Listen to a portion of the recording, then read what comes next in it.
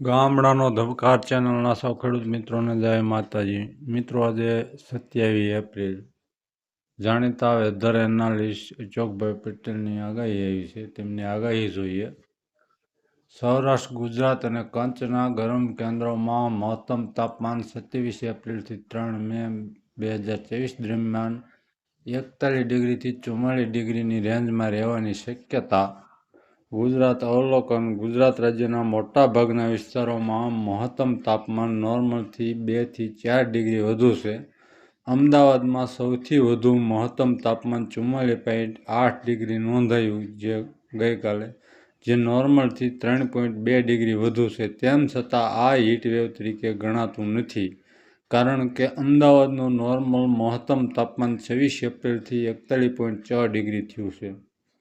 Rajkot 44.4 degree, નોર્મલથી 3.2 degree વધુ. Deesa 42.8 degree, નોર્મલથી 2 degree વધુ. Amreli 44.5 degree, નોર્મલથી 3 degree વધુ. અમદાવાદમાં 44.8 ડિગ્રી, નોર્મલથી 3.2 ડિગ્રી વધુ. વડોદરા 43 ડિગ્રી, નોર્મલથી 2.3 ડિગ્રી વધુ. ભુજ 43.8 ડિગ્રી, નોર્મલથી 3.5 ડિગ્રી વધુ ગઈકાલે હતું.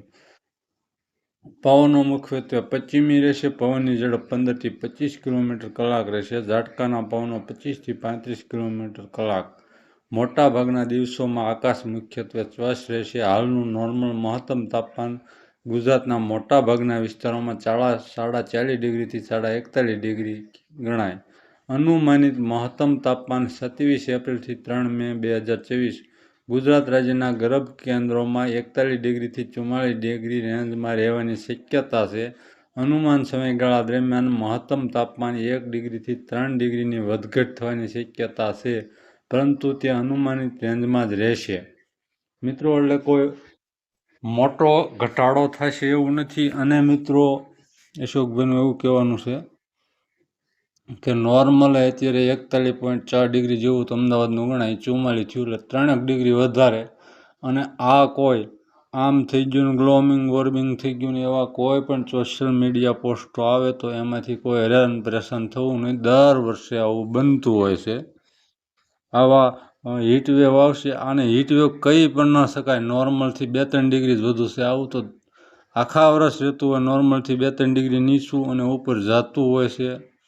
અત્યારે નોર્મલ 41 ડિગ્રી છે, એનું 44 એટલે 3 ડિગ્રી વધારે. આ કોઈ હીટવેવ નથી ને કાંઈ કોઈ મોટો ગ્લોબલ વોર્મિંગ થઈ ગયેલું નથી. આ તો બધું એક હવામાનની ભાષા છે જે આપણને ભડકાવાની, આપણને ગરમી લાગે એટલે એવું કોઈ વધારે પડતું કાંઈ થઈ શક્યું નથી અને થવાનું પણ નથી. આવા હીટવેવ આવશે અને ઉનાળામાં હીટવેવ આવશે તો જ ચોમાસામાં ફાયદો રહેશે. અને ઉત્તર ભારત જેટલું તપશે એટલું આપણને ફાયદો રહેશે. મિત્રો, ફેસબુક પેજને ફોલો કરજો, ચેનલને સબસ્ક્રાઈબ કરજો. જય માતાજી.